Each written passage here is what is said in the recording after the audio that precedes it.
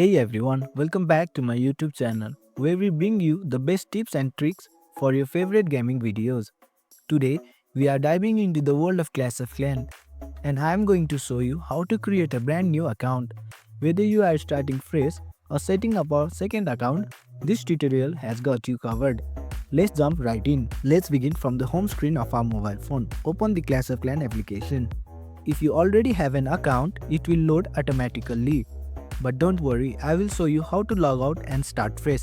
Tap onto the settings icon from the down right corner of your screen. Then tap onto the Supercell ID.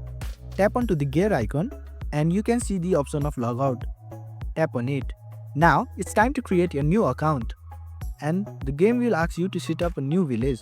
Follow the prompt to get started. You have to put your age. Here is a pro tip. If you are planning to manage multiple accounts, you can use the Supercell ID feature. It allows you to switch between accounts easily without logging in and out.